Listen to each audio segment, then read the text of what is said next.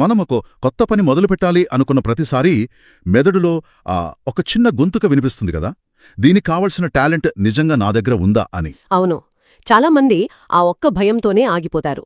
అద్భుతమైన పుస్తకాలు, వ్యాపార ఆలోచనలు అసలు కాగితం మీదకే రాకుండా అలా గాలిలో కలిసిపోతాయి. కరెక్ట్. అయితే మనం తీసుకురాబోయే తదుపరి గొప్ప ఆలోచనకు అతిపెద్ద శత్రువు మనలో ప్రతిభ లేకపోవడం కాదు. మనల్ని సురక్షితంగా ఉంచడానికి మన మెదడు ఏర్పాటు చేసుకున్న ఒక రక్షణ వ్యవస్థే కారణమా అని తెలిస్తే ఏమనిపిస్తుంది? అది నిజంగా చాలా ఆసక్తికరమైన విషయం. అవును కదా. ఈరోజు మనం జూలియా కెమెరాన్ రాసిన ప్రసిద్ధ పుస్తకం ద ఆర్టిస్ట్స్ వే ఆధారంగా ఒక లోతైన విశ్లేషణ చేయబోతున్నాం. సరే, దీనికొంచెం విడమర్చి చూద్దాం. ఖచ్చితంగా మొదలు పెడదాం. క్రియేటివిటీ లేదా సృజనాత్మకత అనేది ఎక్కడ్నుంచో కొత్తగా పుట్టుకొచ్చేది కాదండి. ఒకసారి ఒక పడ్డ ఆనకట్టను ఊహించుకుందాం. ఆ ఆనకట్ట వెనుక నీరు నిశ్చలంగా ఆగిపోయి ఉంటుంది. అంటే అక్కడ నీరు లేదని కాదు కదా? అదే కదా పాయింట్. నీరు లేదని కాదు, కేవలం ఒక అడ్డంకిగాన్ని ఆపుతోంది. ఆ గేట్లు ఎత్తి అడ్డంకిని తొలగిస్తే నీరు దానంతట అదే ఉరకలు వేస్తుంది. అసలు సమస్య ఏమిటంటే ఆ ఆనకట్ట తలుపులు ఎలా తెరవాలో మనం మర్చిపోయాం. మనం ఎక్కడ్నుంచో కొత్తగా క్రియేటివిటీని వెతుక్కుంటూ వెళ్లాల్సిన పనిలేదని జూలియా కెమెరాన్ స్పష్టంగా చెబుతారు. అంటే మన లోపల ఇప్పటికే ఆ శక్తి ఉందంటారా? 100% ఉంది. వయస్సు పెరిగే కొద్దీ మన చుట్టూ పేరుకుపోయిన అపోహలు, భయాలు, ఎదుటివారు ఏమనుకుంటారో అనే ఆందోళనలు ఉంటాయి కదా, అవే ఆ ఆనకట్టలాంటి అడ్డంకులు. రైట్. ఈ పుస్తకంలో ప్రధానంగా చెప్పేదిదే. క్రియేటివిటీని ఎలా పెంచుకోవాలి అనేదానికంటే దాన్ని బయటకు రాకుండా అడ్డుకుంటున్న బ్లాక్స్ని ఎలా తొలగించుకోవాలి అనేదే అసలైన సవాలు. చాలా బాగుంది. అయితే ఈ బ్లాక్స్ ఎలా ఏర్పడతాయో ఆలోచించే ముందు అసలు మనం క్రియేటివిటీని ఎంత సంకుచితంగా చూస్తున్నామో అర్థం చేసుకోవాలి కదా. అవునవును, మనం క్రియేటివిటీ అనగానే ఒక పెద్ద భ్రమలో ఉంటాం. అదే కదా. ఎవరికైనా వెంటనే గుర్తుకొచ్చేదేంటి? పెయింటింగ్ వేయడం, లేకపోతే ఒక నవల రాయడం, లేదా సినిమా తీయడం. ఇవి మాత్రమే సృజనాత్మకత కిందకు వస్తాయనే ఒక గట్టి నమ్మకం సమాజంలో ఉంది. ఆ నమ్మకమే మన మొదటి పెద్ద అడ్డంకి. సృజనాత్మకతను కేవలం లలిత కళలకు మాత్రమే పరిమితం చేయడం ఒక పెద్ద పొరపాటు. మరింకేమొస్తాయి దీని కిందకి? అంటే చూడండి, ఒక ఆఫీస్లో ఎవరికీ తట్టని ఒక క్లిష్టమైన సమస్యకు చాలా సులభమైన పరిష్కారాన్ని ఆలోచించడం కూడా సృజనాత్మకతనే. హో, అలా కూడా ఆలోచించొచ్చా? అవును. పిల్లలకు ఒక కష్టమైన విషయాన్ని అర్థమయ్యేలా ఒక కొత్త ఉదాహరణతో చెప్పడం, లేకపోతే ప్రతిరోజూ చేసే వంటను కొంచెం కొత్త రుచితో చేయడం, లేదా ఒక సరికొత్త బిజినెస్ మోడల్ను డిజైన్ చేయడం, ఇవన్నీ క్రియేటివిటీనే. అంటే మానవ మెదడు కొత్త విషయాలను అనుసంధానం చేసే ప్రతి పని క్రియేటివిటీ కిందకే వస్తుందన్నమాట. ఖచ్చితంగా. మరి అలాంటప్పుడు ఎవరికీ తట్టని ఆలోచనలు చేయాలనే ఉత్సాహం రానురాను ఎందుకు తగ్గిపోతుంది? అంటే చిన్నపిల్లలను గమనిస్తే వాళ్ళు ఎవరి ఆమోదం కోసమూ ఎదురుచూడరు కదా. నిజమే. వాళ్ళసలు జడ్జ్మెంట్ గురించి పట్టించుకోరు. అదే కదా. వాళ్ళు ఇసుకతో ఇల్లు కడుతున్నప్పుడు ఈ ఆర్కిటెక్చర్ కరెక్టేనా అని భయపడరు. పూర్తిగా ఆటలో మునిగిపోతారు. వయసు పెరిగే కొద్దీ ఆ స్వేచ్ఛ ఎందుకు మాయమవుతుందంటారు? ఇక్కడే మనం కొంచెం ఎవల్యూషనరీ సైకాలజీ గురించి మాట్లాడుకోవాలి. అంటే మన పరిణామక్రమం గురించి. చెప్పండి. ప్రాచీన కాలంలో ఆదిమానవుడిగా ఉన్నప్పుడు మనం ఒక గుంపులో లేదా తెగలో జీవించేవాళ్లం కదా. ఆ తెగ ఆమోదం పొందకపోతే లేదా వాళ్లతో విభేదిస్తే మనల్ని గుంపులోంచి గెంటేసేవారు. ఓహో, ఒంటరిగా అడవిలో బతకడం అంటే ప్రాణాల మీదకి తెచ్చుకోవడమే కదా అప్పట్లో. సరిగ్గా చెప్పారు. కాబట్టి ఇతరుల అప్రూవల్ పొందడమనేది మన మెదడుకు ఒక జీవన మరణ సమస్యగా రికార్డైపోయింది. రైట్, అర్థమవుతోంది. ఈ రోజుల్లో మనమొక కొత్త వ్యాపారం పెట్టి విఫలమైనా లేదా ఒక చెత్త కవిత రాసినా మన ప్రాణాలకు ఎలాంటి ప్రమాదం లేదు. కానీ మన మెదడు ఇంకా అదే పాత వైరింగ్తో పనిచేస్తోంది. అంటే ప్రజలు ఏమనుకుంటారు, నన్ను చూసి నవ్వుతారా అనే భయం వెనుక ఉన్న అసలు కారణం ఇదే అనమాట. అవును. మనం చేసే ప్రయోగం విఫలమైతే సామాజికంగా ఒంటరి అయిపోతామనే ఆ పాత భయం వల్లే సృజనాత్మకత ఆగిపోతోంది. అంటే క్రియేటివిటీకి అసలైన శత్రువు మనలో టాలెంట్ లేకపోవడం కాదు, ఎవ్వరూ ఏమీ అనకముందే మనల్ని మనం ముందే జడ్జి చేసుకోవడం అనమాట. 100% కరెక్ట్. మనం పెన్ పట్టుకోగానే లోపల ఆ భయం ట్రిగ్గర్ అవుతుంది. మరి ఈ తీర్పు చెప్పడం అనేది మెదడులో ఎలా పనిచేస్తుంది? అంటే మొదటి ప్రయత్నమే పర్ఫెక్ట్గా ఉండాలనే ఒక అవాస్తవికమైన అంచనా మనల్ని ఎటూ కదలకుండా చేస్తోంది కదా. వాస్తవానికి ఒక రచయిత తన మొదటి డ్రాఫ్ట్ అద్భుతంగా రావాలనుకుంటాడు. ఒక వ్యాపారి తన మొదటి ఐడియానే $1 బిలియన్ సక్సెస్ అవ్వాలనుకుంటాడు. కాని మెదడు నిర్మాణం ప్రకారం చూస్తే ఇది అసాధ్యం. ఎందుకు అసాధ్యం అంటారు? ఎందుకంటే సృష్టించడం అంటే క్రియేటింగ్ మరియు తీర్పు చెప్పడం అంటే జడ్జింగ్ అనేవి మెదడులో 2 వేర్వేరు నెట్వర్క్ల ద్వారా జరుగుతాయి. ఓ, 2 వేర్వేరు పనులా ఇవి? అవును. సృష్టించేటప్పుడు మెదడులోని భావోద్వేగ, ఊహాత్మక కేంద్రాలు యాక్టివ్గా ఉంటాయి. కానీ జడ్జ్ చేసేటప్పుడు ప్రీఫ్రంటల్ కార్టెక్స్ యాక్టివ్ అవుతుంది. ఈ రెండింటినీ ఒకేసారి చేయాలని ప్రయత్నించడం వల్ల మెదడు క్రాష్ అవుతుంది. ఇక్కడే ఒక అద్భుతమైన ఉదాహరణ మాట్లాడుకోవచ్చు అనుకుంటున్నాను. మనం ఒక బంగారు గని తవ్వుతున్నాం అనుకుందాం.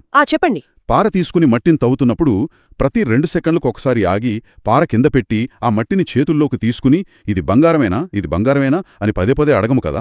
లేదు కదా, అలా అయితే అసలు పనే జరగదు. అదే, ముందు ఎంత వీలైతే అంత లోతుగా మట్టిని తవ్వుకుంటూ పోతాము.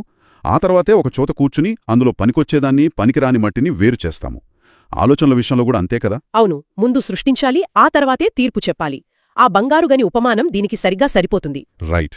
మెదడులో ఒక వాక్యం రాయగానే లేదు ఇది చెత్తగా ఉంది అని దాన్ని కొట్టేస్తే మనం మట్టిని తీయకముందే బంగారాన్ని ఆశించినట్లవుతుంది. ఆ 10 నిమిషాల తర్వాత కాగితం ఖాళీగా ఉంటుంది. అప్పుడు మనకు అసలు ఆలోచనలే రావడం లేదు అని నిరాశపడతాం. కానీ ఆలోచనలు రాకపోవడం కాదు అక్కడ జరిగింది. వచ్చిన ఆలోచనలకు ఊపిరి పోసుకునే స్వేచ్ఛను మనమివ్వలేదు. ఆ తీర్పు చెప్పే మైండ్ చాలా వేగంగా వాటిని చంపేసింది. ముందు సృష్టించండి, ఆ తర్వాత మూల్యాంకనం చెయ్యండి అని కెమెరాన్ అందుకే గట్టిగా చెప్తారు. అయితే ఇక్కడ ప్రాక్టికల్గా ఒక పెద్ద సమస్య ఉందండి.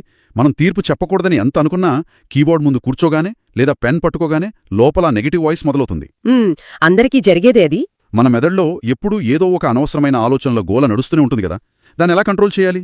జూలియా కెమెరాన్ ప్రతిపాదించిన మార్నింగ్ పేజెస్ దీనికే కదా ఉపయోగపడుతుంది. అవును, ఆ ఆలోచనల గోలను ఆపి తీర్పు చెప్పే మెదడును పక్కకు నెట్టడానికి మార్నింగ్ పేజెస్ ఒక పవర్ఫుల్ టూల్. ఇంతకీ ఏమిటి ఈ మార్నింగ్ పేజెస్? ఉదయం నిద్రలేవగానే మరీ ఇతర పని చెయ్యకముందే ఒక ఖాళీ పుస్తకం తీసుకుని చేతితో 3 పేజీలు రాయాలి. ఏది పడితే అది రాయాలి. దీనికి ఎలాంటి గ్రామర్, పద్ధతి అవసరం లేదు. ఒక్క నిమిషం. ఏది పడితే అది రాయడమా? అంటే ఈరోజు కట్టాల్సిన కరెంటు బిల్లుల గురించో, నిన్న ఆఫీస్లో జరిగిన గొడవ గురించో, ట్రాఫిక్ గురించో రాస్తే మనలో క్రియేటివిటీ ఎలా పెరుగుతుంది? ఇది టైం వేస్ట్ కాదా? పైకి అలాగే అనిపిస్తుంది. కానీ ఇక్కడే ఒక అద్భుతమైన సైకాలజీ ఉంది.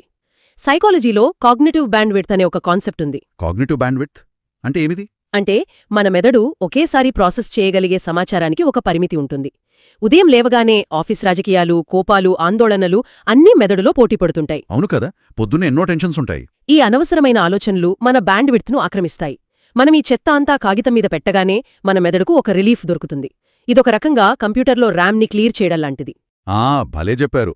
అంటే ఆ మార్నింగ్ పేజెస్ చదవడానికి ఎవరూ లేరు కాబట్టి ఎవరినో ఇంప్రెస్ చేయడానికి రాయాల్సిన అవసరం లేదు. ఖచ్చితంగా లేదు. ఒకవేళ ఈరోజు ఏం రాయాలో నాకేం అర్థం కావటం లేదు, నాకు చాలా విసుగ్గా ఉంది అని 3 పేజీలు రాసినా పర్వాలేదన్నమాట. ఖచ్చితంగా రాయొచ్చు. ఎవరికోసమో రాయకుండా ఎవరూ దీన్ని చదవరనే స్వేచ్ఛతో రాస్తున్నప్పుడు మన సబ్కాన్షియస్ మైండ్లో ఉన్న అస్సలైన భయాలు బయటపడతాయి. మనకు నిజంగా ఏం కావాలో అప్పుడు తెలుస్తుందన్నమాట. అవును, దేని గురించి మనం తప్పించుకుని తిరుగుతున్నామో స్పష్టత వస్తుంది. ఆ చెత్త అంతా బయటకు వెళ్ళిపోగానే ఆ ఖాళీ ప్రదేశంలో కొత్త ఆలోచనలు వాటంతటా అవే పుట్టుకొస్తాయి. ఆ తీర్పు చెప్పే మనస్సు అలసిపోయి పక్కకు తప్పుకుంటుంది. కానీ ఆ తీర్పు చెప్పే మనస్సు అంత సులభంగా వదిలిపెట్టదు కదా. మనం ఏదైనా కొత్తగా మొదలుపెట్టాలని అనుకోగానే మన లోపల ఒక బలమైన గొంతుకు వినిపిస్తుంది. అవును, దాని గురించే పుస్తకంలో ఒక పేరు కూడా పెట్టారు. అవును, నువ్వు దీనికి పనికిరావు, నీకు వయసైపోయింది, ఇప్పటికే చాలామంది దీన్ని చేస్తున్నారు, నువ్వు కొత్తగా చేసేదేముంది అని రకరకాలుగా భయపడుతుంది. ఈ పుస్తకంలో దీన్ని ఇన్నర్ క్రిటిక్ లేదా అంతర్గత విమర్శకుడు అంటారు కదా. కరెక్ట్. ఈ గొంతు వినడానికి చాలా లాజికల్గా మాట్లాడుతున్నట్లు అనిపిస్తుంది. మనల్ని మనం కాపాడుకుంటున్నామనే భ్రమను కూడా కలిగిస్తుంది కదా. అవును, ఈ అంతర్గత విమర్శకుడు అనేది మనల్ని కిందకు లాగడానికి ప్రయత్నించే రాక్షసుడు కాదు. ముందుగా మాట్లాడుకున్నట్లు అది మనల్ని రక్షించడానికి ప్రయత్నించే ఒక పాత సెక్యూరిటీ సిస్టమ్. రైట్, ఎవల్యూషన్ వల్ల వచ్చింది. కొత్త పని చేస్తే ప్రమాదం వస్తుందేమో అని దాని భయం. చాలామంది ఈ విమర్శకుడిని పూర్తిగా చంపేయాలని లేదా అణిచివేయాలని చూస్తారు. కాని దానితో పోరాడితే అది ఇంకా బలపడుతుంది. అవును, దానితో గొడవపడడం కంటే దాన్ని గుర్తించి సున్నితంగా పక్కకు నెట్టడం నేర్చుకోవాలి కదా. ఎలా అంటే నీ ఐడియా ఎవరూ వినరు, బహుశా నువ్వు ఫెయిల్ అవ్వచ్చు అని అది అన్నప్పుడు, అవును బహుశా నేను ఫెయిల్ అవ్వచ్చు, కొంతమంది నవ్వుతారేమో కూడా, అయినా సరే నేను ప్రయత్నిస్తాను అని చెప్పాలి. నా భయాన్ని పంచుకున్నందుకు థ్యాంక్స్, కానీ నేను ఈ అడుగు వేస్తున్నాను అని దానికి సమాధానం చెప్పడం ఎంత పవర్ఫుల్గా ఉంటుందో కదా. చాలా అద్భుతంగా చెప్పారు. ఆ విమర్శకుడు ఉనికిని అంగీకరిస్తూనే దాని ప్రభావం మనమీద పడకుండా ముందుకు సాగడమే అసలైన విజయం. ఆ చిన్న వైఖరి మార్పు చాలు. నిజమే. నీకు అనుభవం లేదు అని అదంటే మొదలు పెట్టడానికి మొత్తం అనుభవం అవసరం లేదు. కేవలం ఒక చిన్న అడుగు వేస్తే చాలని మనకు మనం బదిలించుకోవాలి. అబ్బా, చాలా సింపుల్ అండ్ ఎఫెక్టివ్ టెక్నిక్ ఇది. సరే, ఈ ప్రయాణంలో మెదడును మార్నింగ్ పేజెస్తో ఖాళీ చేయడం, విమర్శకుడిని ఎదుర్కోవడం బాగానే అర్థమైంది. కానీ ఆ ఖాళీ చేసిన మెదడులో కొత్త ఆలోచనలు ఎలా నింపాలి? దానికి కూడా ఒక టూల్ ఉందండి. ఉదాహరణకు మన మెదడును ఒక స్మార్ట్ ఫోన్ లాగా ఊరించుకుందాం. మనం ఎప్పుడు అందులో యాప్స్ వాడుతూ అవుట్పుట్ మాత్రమే ఇస్తూ ఉంటే ఏమవుతుంది? బ్యాటరీ డ్రైన్ అయిపోతుంది. అంతేకాకుండా ఆ ఆపరేటింగ్ సిస్టమ్కు ఎప్పటికప్పుడు కొత్త అప్డేట్స్ డౌన్లోడ్ చేయకపోతే ఫోన్ క్రాష్ అవుతుంది లేదా అవుట్డేటెడ్ అయిపోతుంది. మన మెదడు కూడా అలాంటి అప్డేట్స్ కావాలి కదా. అవును, కావాలి. దానికి ఈ పుస్తకం ఇస్తున్న సాధనం ఆర్టిస్టేట్. ఆర్టిస్టేట్ అంటే ఏంటి? ఇది చాలా ముఖ్యమైన కాన్సెప్ట్. ఆర్టిస్టేట్ అంటే ఎవరితోనూ డేటింగ్కి వెళ్లడం కాదు, వారానికి ఒకసారి ఒంటరిగా కేవలం మనకు ఆసక్తి ఉన్న ప్రదేశానికి వెళ్లడం. ఓ, ఒంటరిగా వెళ్ళాలా? అవును. అది ఒక పాత పుస్తకాల షాప్ కావచ్చు, ఒక ఆర్ట్ మ్యూజియం కావచ్చు, ఒక లోకల్ మార్కెట్ కావచ్చు, లేదా ఎప్పుడూ వెళ్ళని ఒక కొత్త వీధిలో నడవడం కావచ్చు. ఇది మన మెదడుకు కొత్త అనుభవాలను, అంటే మీరు చెప్పిన ఆ కొత్త అప్డేట్స్ను ఇస్తుంది. కానీ వాస్తవంగా ఆలోచిస్తే ఇది కొంచెం లగ్జరీగా అనిపించడం లేదా? పనుల ఒత్తిడిలో ఉండి డెడ్లైన్స్ మధ్య నలిగిపోయే ఒక సాధారణ మనిషి బుక్ స్టోర్లో తిరగడానికో మ్యూజియంకి వెళ్లడానికో సమయం కేటాయించడం అంటే అది టైం వేస్ట్ చేయడం కాదా? ఆ అభిప్రాయం కలగడం సహజమే. కానీ దీన్ని మనం కొంచెం విశాలమైన కోణంలో చూద్దాం. ఈ రోజుల్లో మనం చేసే ప్రతి పనిని ఒక వ్యాపారంగానో ప్రొడక్టివిటీ కోసమో చేస్తున్నాము. కరెక్టే. ప్రతిదానికి రిజల్ట్ వెతుకుతాం. కనీసం మన ఖాళీ సమయాన్ని కూడా దీని ద్వారా డబ్బులు వస్తాయా, సోషల్ మీడియాలో పోస్ట్ చెయ్యొచ్చా, కెరియర్కు ఉపయోగపడుతుందా అనే కోణంలోని చూస్తున్నాము. కానీ క్రియేటివిటీకి కాస్త ఆటవిడుపు కావాలి. ఆటవిడుపు అంటే జస్ట్ ఆడుకోవడంలాగానా? అవును.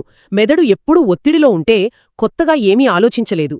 అందులోంచి ఎలాంటి ప్రతిఫలమూ రాకపోయినా కేవలం ఒక కుతూహలంతో కొన్ని పనులు చేయాలి. ఆ ఆటవిడిపే రేపు మన ప్రొడక్టివిటీకి ఇంధనంగా మారుతుంది. సూపర్! ఆ ఆట విడుపుతో పాటే నిశ్శబ్దపు నడక గురించి కూడా కామరాన్ ప్రస్తావించారు కదా.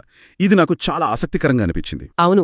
అన్స్టిమ్యులేటెడ్ వాక్స్ అంటారు వీటిని. ఇవాళ మనం నడవడానికి వెళ్తే చెవుల్లో ఇయర్ ఫోన్స్ పెట్టుకుని ఏదో ఒక పాడ్కాస్ట్ వింటూనో పాటలు వింటూనో నడుస్తాం. మన మెదడుకు ఎప్పుడూ ఏదో ఒక సమాచారం ఫీడ్ చేస్తూనే ఉంటాం. అలా కాకుండా ఎలక్ట్రానిక్ గ్యాడ్జెట్స్ ఏమీ లేకుండా కేవలం ప్రకృతిని, చుట్టూ ఉన్న మనుషుల్ని గమనిస్తూ నడవమంటారు. దానికి కారణమేమిటి? దీని వెనుక ఒక అద్భుతమైన న్యూరోసైన్స్ ఉందండి. మన మెదుళ్ళలో డిఫాల్ట్ మోడ్ నెట్వర్క్, అంటే డిఎంఎన్ అనొకటుంటుంది. ఓకే, అదేం చేస్తుంది? మనం ఒక నిర్దిష్టమైన పని మీద ఫోకస్ చేయనప్పుడు, అంటే ఎలాంటి పాడ్కాస్ట్లు వినకుండా లేదా ఫోన్ చూడకుండా ఖాళీగా నడుస్తున్నప్పుడు ఈ డిఎంఎన్ యాక్టివేట్ అవుతుంది. ఈ నెట్వర్క్ పని ఏంటంటే అంతకుముందు మనం తీసుకున్న వేర్వేరు సమాచారాలను, అనుభవాలను ఒకదానితో ఒకటి కలపడం. ఓహో, అప్పుడు ఐడియాస్ కనెక్ట్ అవుతాయన్నమాట. అవును. మనం గంటల తరబడి ఆలోచించినా దొరకని సమస్యకు పరిష్కారం షవర్లో ఉన్నప్పుడో లేదా ప్రశాంతంగా నడుస్తున్నప్పుడో సడన్గా తడుతుంది కదా. దానికి కారణం ఆ సమయంలో ఈ డిఫాల్ట్ మోడ్ నెట్వర్క్ చురుకుగా పనిచేయడమే. వావ్! స్థిరమైన ఉద్దీపన ఆపేస్తేనే ఈ నెట్వర్క్కు పనిచేసే అవకాశం దొరుకుతుంది. అంటే మనం ఏమి చేయకపోవటం అనేది కూడా ఒక ముఖ్యమైన పని అన్నమాట. ఖచ్చితంగా. మరి ఇవన్నీ విన్నాక సాధనాలన్నీ మన దగ్గరున్నాయి కదా. మెదడును ఎలా ఖాళీ చేయాలో తెలుసు, కొత్త ఆలోచనలు ఎలా నింపాలో తెలుసు. కానీ అసలు పని ఎప్పుడు మొదలుపెట్టాలి? చాలామంది ఇన్స్పిరేషన్ వచ్చేవరకు ఎదురుచూస్తూ ఉంటారు కదా. సరైన మూడు రానివ్వు, అప్పుడు రాస్తాను అనుకుంటారు. ఇది మనం చేసే అతిపెద్ద పొరపాట్లలో ఒకటి. స్ఫూర్తి వచ్చిన తర్వాతే పని మొదలుపెట్టాలని చాలామంది భావిస్తారు. కాని వాస్తవానికి పని మొదలుపెడితేనే స్ఫూర్తి వస్తుంది. అవునా? రివర్స్లో పనిచేస్తున్నా ఇది? అవునండి. సైకాలజీలో ఒక సూత్రముంది. మన ఆలోచనలు మన ప్రవర్తనను మార్చడమే కాదు, మన ప్రవర్తన కూడా మన ఆలోచనలను మారుస్తుంది. చాలా డీప్గా ఉంది ఇది. కెమెరా ముందు మాట్లాడాలంటే ఎంత భయంగా ఉన్నా ఒక్కసారి రికార్డింగ్ బటన్ నొక్కి మాట్లాడటం మొదలుపెడితే మెదడు దానంతటదే ఆలోచనలను అందిస్తుంది. కీబోర్డ్ మీద చేతులు పెట్టి ఒక చెత్త వాక్యం రాసినా సరే ఆ కదలిక మెదడును యాక్టివేట్ చేస్తుంది. రైట్. సృజనాత్మకత అనేది ఎప్పుడో ఒకసారి అకస్మాత్తుగా జరిగే సంఘటన కాదు. అది మనం రోజూ ఆచరించే ఒక అలవాటు మాత్రమే. అవును, అది పర్ఫెక్ట్గా చెప్పారు. ఇక్కడే మరో విషయం కూడా ప్రస్తావించాలి. మనం పని మొదలుపెట్టినప్పుడు మన ప్రారంభాన్ని ఇతరుల విజయాలతో పోల్చుకుని డిప్రెస్ అవుతుంటాం కదా. అవును. ఇతరులు 10 ఏళ్లుగా కష్టపడి చేరుకున్న స్థానాన్ని మనం వేసే మొదటి అడుగుతో పోల్చుకుంటాం. వాళ్లు ఆ 10 ఏళ్లలో ఎన్నిసార్లు విఫలమయ్యారో, ఎన్ని చెత్త డ్రాప్స్ రాశారో మనకు తెలీదు కదా. నిజమే. మనం వాళ్ళ ఫైనల్ రిజల్ట్ని చూస్తాం. ఆ పోలికను పక్కన పెట్టి వాళ్ల నుండి ఏం నేర్చుకోవచ్చో ఆలోచిస్తే అదే మనకు ఇంధనంగా మారుతుంది. చేయాల్సిన పనులు 4 మొదటిది, ప్రతి ఉదయం నిద్రలేవగానే 3 పేజీలు ఏవో ఒకటి రాయడం. అదే మన మార్నింగ్ పేజెస్. అక్షరదోషాలున్నా, అర్థం పర్థం లేకపోయినా పర్వాలేదు. అవును. రెండవది, వారంలో ఒకరోజు ఒంటరిగా ఒక సృజనాత్మక విరామం లేదా ఆర్టిస్ట్ డేట్ తీసుకోవడం. మనకు ఆసక్తి ఉన్న చోట 1 గంట గడపడం, ఫోన్ లేకుండా. ఇది చాలా ముఖ్యం. మూడవది, ప్రతిరోజు కనీసం ఒక చిన్నదాన్ని సృష్టించడం. అది కేవలం ఒక 100 పదాలు రాయడం కావచ్చు, ఒక చిన్న డ్రాయింగ్ వేయడం కావచ్చు, లేదా ఒక ఐడియాను కాగితం మీద పెట్టడం కావచ్చు. దానికి ఎలాంటి పర్ఫెక్షన్ అవసరం లేదు. రైట్. ఇక నాలుగోది, మనలోని అంతర్గత విమర్శకుణ్ణి పసిగట్టడం. నా వల్ల కాదు అని లోపల అనిపించినప్పుడు ఆగి, నువ్వు చెప్తున్న భయానికి థ్యాంక్స్, కానీ నేను ఈ పని చేయబోతున్నాను అని బదిలివ్వడం. ఈ 4 పనులను కేవలం 7 రోజుల పాటు స్థిరంగా చేస్తే మెదడు పనిచేసే విధానంలో వచ్చే మార్పును స్పష్టంగా గమనించవచ్చు. అవును. ముగింపుగా చెప్పాలంటే మనం వెతుకుతున్న సృజనాత్మకత ఎక్కడికో పారిపోలేదండి. అది కేవలం విమర్శలు, భయాలు, ఎదుటివారి ఆమోదం పొందాలనే తపన మరియు ప్రతీదీ పర్ఫెక్ట్గా ఉండాలనే ఒత్తిడి, ఆ పొరల కింద కూరుకుపోయుంది. చాలా చక్కగా చెప్పారు. దాన్ని తిరిగి బయటకు తీసుకురావాలంటే మనం మళ్ళీ పిల్లల్లా మారాలి, తప్పులు చేయడానికి సిద్ధపడాలి. అప్పుడే కొత్తగా నేర్చుకుంటున్న బిగినర్స్లా ఉండటానికి ఆసక్తి చూపించాలి. అంటే దీని అర్థమేమిటి? సింపుల్గా చెప్పాలంటే అనుమతి ఇచ్చుకోవడం. ఎవరూ చూడకపోయినా, ఎవరి అప్రూవల్ అవసరం లేకపోయినా, మనం అద్భుతమైన కళాకారులం కాకపోయినా, కేవలం మన సంతోషం కోసం మనల్ని మనం ఎక్స్ప్రెస్ చేసుకోవడానికి మనకు మనమే అనుమతి ఇచ్చుకోవడం. అవును, ఎగ్జాక్ట్లీ. ఈ విశ్లేషణ ముగించే ముందు ఒక కొత్త ఆలోచనను వదిలిపెట్టాలనుకుంటున్నాను. ఒక మనిషి సృష్టించగలిగే అత్యంత అద్భుతమైన కళాఖండం ఒక పుస్తకమో, ఒక బిజినెస్ సామ్రాజ్యమో, లేదా ఒక పెయింటింగో కాకపోతే, ఇదొక ఇంట్రెస్టింగ్ థాట్. అసలు ప్రతిరోజూ మనం జీవించే ఈ జీవితమే మన అతిపెద్ద క్రియేటివ్ ప్రయోగమైతే, రేపటి ఉదయాన్ని ఒక ఖాళీ క్యాన్వస్ లాగా భావిస్తే, రోజంతా తీసుకునే నిర్ణయాలు, ఆడే మాటలు, చేసే పనులు ఎంత విభిన్నంగా, ఎంత స్వేచ్ఛగా ఉంటాయో ఒకసారి ఊహించుకోవాలి. నిజంగా అద్భుతమైన ఆలోచన ఇది. క్రియేటివిటీ కోసం ఎక్కడో ఎదురు చూడాల్సిన పనిలేదు. ఆ క్రియేటివిటీ మనల్ని వెతుక్కుంటూ వచ్చేలా మెదడులో ఆ తీర్పు చెప్పే గోలను కాస్త ఆపి ఒక చిన్న ఖాళీని సృష్టించుకోవాలి. బహుశా ఆ నిశ్శబ్దంలోనే మన తదుపరి అద్భుతమైన ఆలోచన దాగి ఉందేమో.